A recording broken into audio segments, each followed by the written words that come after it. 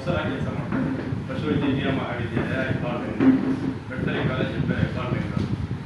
ನಮ್ಮ ಜೊತೆ ಇವತ್ತು ಇನ್ನೊಂದು ಅಸೋಸಿಯೇಷನ್ ಇದೆ ಸರ್, ನಮ್ಮ ಪೋಲ್ಟ್ರಿ ಫಾರ್ಮರ್ಸ್ ಅಸೋಸಿಯೇಷನ್, ಕೋಳಿ ಸಾಕಾಣಿಕೆ ರೈತರದೊಂದು ಸ್ಮಾಲ್ ಅಸೋಸಿಯೇಷನ್ ಇದೆ. ಅದರ ಪದಾಧಿಕಾರಿಗಳು ನಮ್ಮ ಜೊತೆ ಇದ್ದಾರೆ.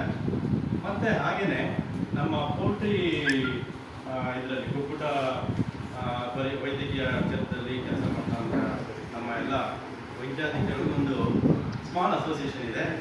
ಅದರದ ಪದಾಧಿಕಾರಿಗಳಲ್ಲಿ ನಮ್ಮ ವರ್ಷ ಅವರು ಜೊತೆ ಇದ್ದಾರೆ. ಸರ್, ನಾನು ಈ ಒಂದು ಪ್ರೆಸ್ ಮೀಟ್ನ ಮೂಲ ಉದ್ದೇಶವನ್ನು ಎರಡು ನಿಮಿಷದಲ್ಲಿ ನಿಮಗೆ ಪರಿಚಯ ಮಾಡ್ತೀನಿ ಸರ್. ಇದೇನಂದರೆ ನಾವು ಪ್ರತಿ ವರ್ಷ ಪ್ರೋಟೀನ್ ಡೇ ಅಂತ ಹೇಳಿ ಜಗತ್ತಿನಾದ್ಯಂತ ನಾವು ಇದನ್ನು ಆಚರಿಸ್ತಾ ಬರ್ತೀವಿ.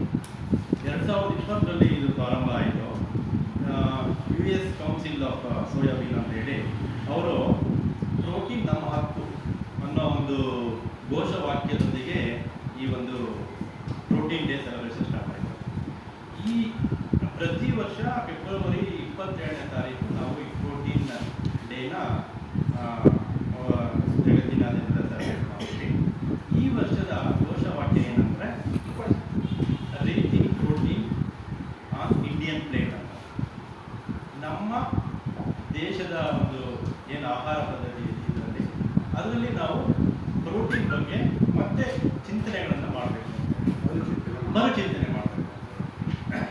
ಸರ್, ನಿಮಗೆಲ್ಲ ಗೊತ್ತಿದೆ, ನಮ್ಮದು ಜಾಸ್ತಿ ನಾವು ಸೀರಿಯಲ್ಸ್ ಅಥವಾ ಅನ್ನ, ಗೋಧಿ ಬೇಸ್ಡ್ ಡಯಟ್ಸ್. ಇವಾಗ ನಾವು ಮಾರ್ನಿಂಗ್ ಏನು ತಿಂತೀವಿ ಅಂತ ಅಂದರೆ ಇಡ್ಲಿ ಸಾಂಬಾರ್, ಅವಲಕ್ಕಿ, ಉಪ್ಪಿಟ್ಟು, ಕೇಸರಿ ಬಾತ್, ದೋಸೆ. ಸೊ ಈ ಥರದ ನಮ್ಮದು ಸೀರಿಯಲ್ ಬೇಸ್ಡ್ ಡಯಟ್ಸ್ ಇರುತ್ತೆ. ಸೊ ಒಂದು ಸರ್ವೆ ಪ್ರಕಾರ ನಮಗೆ ಎಲ್ಲ ನಮ್ಮ ದೇಶದ ಎಲ್ಲ ಇದರಲ್ಲಿ 60% ನಾವು ಪ್ರೋಟೀನ್ ಡಿಫಿಷಿಯೆಂಟ್ ಇದ್ದೀವಿ.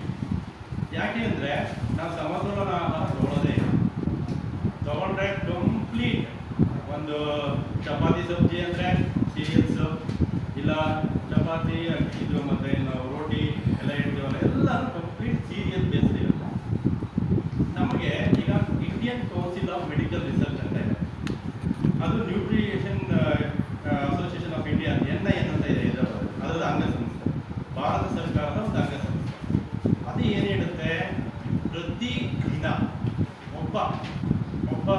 ಒಬ್ಬನಿಗೆ ಒಂದು ಅಡಲ್ಟ್ ಮನುಷ್ಯನಿಗೆ ಅವನ ದೇಹದ ತೂಕದ ಆಧಾರದ ಮೇಲೆ 1 ಗ್ರಾಮ್ ಪ್ರೋಟೀನ್ ಪರ್ ಡೇ ತಗೊಳ್ಬೇಕು. ಈಗ ನಾನೊಂದು 60 kg ಇದ್ದೀನಿ ಅಂದರೆ 60 ಗ್ರಾಮ್ ಪ್ರೋಟೀನ್ ಹೋಗ್ಬೇಕು ಸರ್ ನಮ್ಮ ದೇಹಕ್ಕೆ. ಸೊ ಆಗಲೇ ನಾವು ಸಮತೋಲನ ಆಹಾರವನ್ನು ತಗೊಳ್ಳೋಕೆ ಸಾಧ್ಯ. ನಾವು ಪ್ರೋಟೀನ್ ತಗೊಳ್ಳಿಲ್ಲ ಅಂತಂದರೆ ಕಂಪ್ಲೀಟ್ ನಮ್ಮದು ಸ್ಟ್ರೆಸ್ ಆಗ್ಬೋದು, ನಮ್ದು ಇಮ್ಯುನಿಟಿ ಆಗ್ಬೋದು, ನಾವು ಬೇಗ ರೋಗಕ್ಕೆ ಆಗ್ಬೋದು, ಅಥವಾ ನಾವು ಏನು ನಮ್ಮ ಮಸಲ್ ಇದೆಲ್ಲ ಇರುತ್ತಲ್ಲ ಅದು ಕಂಪ್ಲೀಟ್ಲಿ ಡಿಟೋರಿಯೇಟ್ ಆಗ್ತಾ ಹೋಗುತ್ತೆ. ಅದು ನಮಗೆ ಅರಿವಿಗೆ ಬರಲ್ಲ. ಅದು ನಮ್ಗೇನಂದರೆ ನಮ್ಮ ಬಾಡಿ 35-40 ಇಯರ್ಸ್ವರೆಗೂ ಚೆನ್ನಾಗಿ ಕಂಪನ್ಸೇಟ್ ಮಾಡ್ತಾ ಹೋಗುತ್ತೆ. ನಾವು ಈ ಟೈಮಲ್ಲಿ ನಾವು ಏನೇ ತಗೊಳ್ಳಿಲ್ಲ ಅಂದರೆ ಏನೋ ಸಮೂಹ ಇಟ್ಟು ಮ್ಯಾನೇಜ್ ನಮ್ಗೆ ಇದ್ರದ್ದು ಎಲ್ಲ ಬ್ಯಾಡ್ ಎಫೆಕ್ಟ್ಸ್ ಏನು ಸ್ಟಾರ್ಟ್ ಆಗುತ್ತೆ, ನಮಗೆ 40 ವರ್ಷ ಆದಮೇಲೆ ಸ್ಟಾರ್ಟ್ ಆಗ್ತಾ ಹೋಗುತ್ತೆ. ಸೊ ಹಾಗಾಗಿ ಈ ಪ್ರೋಟೀನ್ನ ನಾವು ಅವೇರ್ನೆಸ್ ಕ್ರಿಯೇಟ್ ಮಾಡಬೇಕು. ನಮ್ಮ ಎಲ್ಲ ನಾಗರಿಕರಲ್ಲಿ, ಎಲ್ಲ ನಮ್ಮ ಕನ್ಸ್ಯೂಮರ್ಸಲ್ಲಿ ಈ ಪ್ರೋಟೀನ್ನ ಅದರ ಪ್ರಾಮುಖ್ಯತೆ ಏನು ಮತ್ತು ಯಾವುದೇ ರೀತಿ ತಗೊಳ್ಬೇಕು ಅನ್ನೋದು ನಮ್ಮ ಮೂಲ ಉದ್ದೇಶ ಸರ್. ಈಗ ಪ್ರೋಟೀನ್ ಅಂದರೆ ನಮಗೆಲ್ಲರೂ ಬರುತ್ತೆ. ಈಗ ಲೆಗ್ಯೂಮ್ಸಲ್ಲಿ, ಹಸಿರು ಕಾಳುಗಳಲ್ಲೂ, ಮೊಳಕೆ ಕಾಳುಗಳಲ್ಲಿ ಎಲ್ಲದರಲ್ಲೂ ಬರುತ್ತೆ.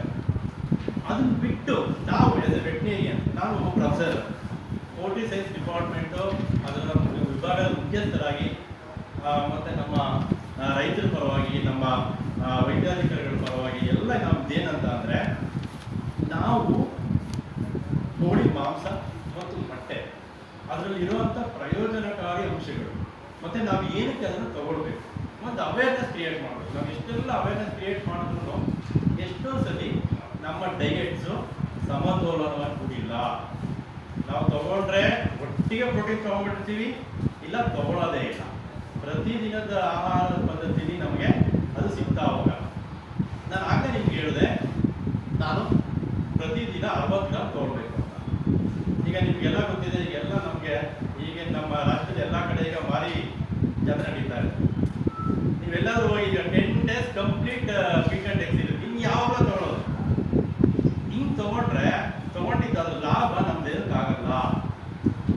ನಾವೀಗ 60 ಗ್ರಾಮ್ ತಗೊಳ್ತೀವಿ ಅಂತಂದ್ರೆ ಅದನ್ನ 3 ಪೋರ್ಷನ್ ತಗೊಳ್ಬೇಕು. ಬೆಳಿಗ್ಗೆ ಒಂದು 20 ಗ್ರಾಮು, ಮಧ್ಯಾಹ್ನ ಒಂದು 20 ಗ್ರಾಮು, ಸಾಯಂಕಾಲ ಒಂದು 20 ಗ್ರಾಮ್. ಈ ರೀತಿಯಾಗಿ ತಗೊಂಡ್ರೆ ಮಾತ್ರನೇ ಅದು ನಮ್ಮ ದೇಹಕ್ಕೆ ಹೋಗುತ್ತೆ.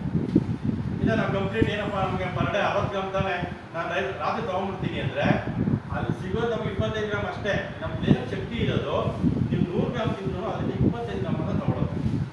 ಸೊ ಹಂಗಾಗಿ ನಾವು ಇದನ್ನು ಡಿವೈಡ್ ಮಾಡೇ ತಗೊಳ್ಬೇಕು.